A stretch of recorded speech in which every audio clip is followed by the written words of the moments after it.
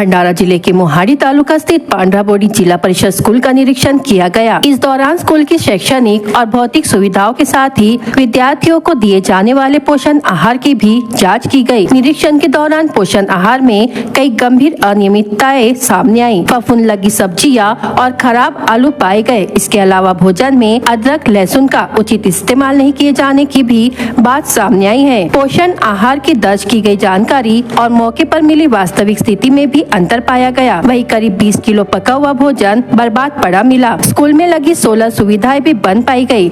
इसके साथ ही विद्यार्थियों की शैक्षणिक गुणवत्ता में भी अपेक्षित सुधार नहीं नजर आया। निरीक्षण के दौरान अधिकारियों ने स्पष्ट किया कि विद्यार्थियों को मिलने वाला पोषण आहार उनके स्वास्थ्य और भविष्य से जुड़ा महत्वपूर्ण विषय है। भोजन की गुणवत्ता में किसी भी तरह की लापरवाही बर्दाश्त नहीं की जाएगी। संबंधित अधिकारियों को मामले को गंभीरता से लेते हुए आवश्यक सुधार करने के निर्देश दिए गए। इस दौरान जिला परिषद भंडारा के शिक्षा एवं निर्माण सभापति नरेश ईश्वरकर, स्वास्थ्य एवं वित्त सभापति आनंद मलेवा सहित जिला परिषद के अधिकारी और शिक्षक मौजूद रहे।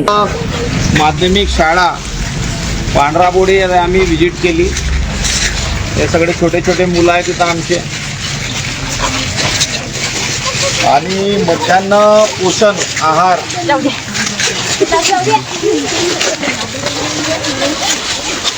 हा मध्यान्ह पोषण आहार बिलकुलच खराब आहे, निकृष्ट दर्जाचा आहे। याच्यामध्ये वापरण्यात येणारे मसाले त्यांची मॅन्युफॅक्चरिंग 2025 ची आहे आणि जुलै 26 मध्ये एक्सपायर झाले आहेत। तरी पण हे शोकांकित आहे का मागच्या महिन्यामध्ये त्यांना दिल्या गेले आणि हे आता इस्तेमाल होत आहेत। म्हणजे या लहान लहान पोरांना कमी जास्त झालं, ज्याला याच्यातले काही दगा फटका झाला तर याचा जिम्मेदार कोण आहे?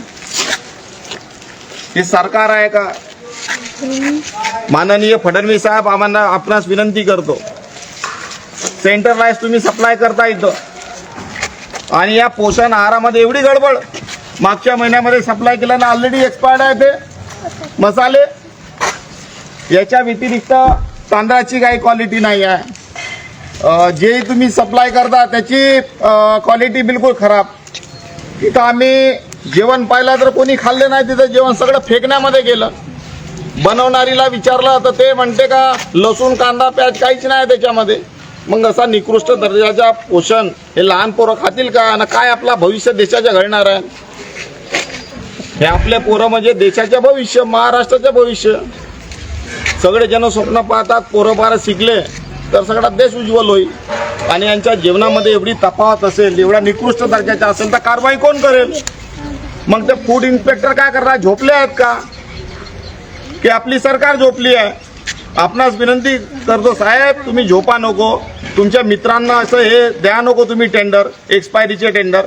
काही ठिकाणी आम्ही अंगणवाडीमध्ये व्हिजिट केली असता तिथं प्रीमिक्स देता साहेब। ढोरं डुकरं नाही खात, कोणीच नाही खात, ते फेकण्यामध्ये जाते साहेब। वास येते तिथं, जशी सुग्रासची वास येते ढोरांना चारतो आपण, त्या प्रकारची वास त्या जेवणाला येते। आणि आपण कारवाई का नाही करत?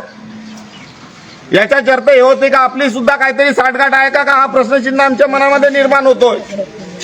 आपणास विनंती आहे साहेब, हा पोषण आहार तुम्ही करा।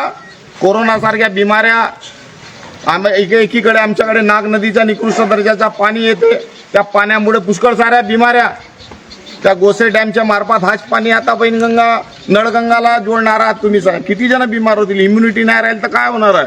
आपणास विनंती करतो साहेब, चौकशी करा, SIT ला बटवा, CBI ला बसवा तुम्ही, पण आमच्या लहान लहान पोरांच्या प्रकृतीसोबत साहेब तुम्ही खेळाल, हे काही बरोबर नाही वाटत नाही।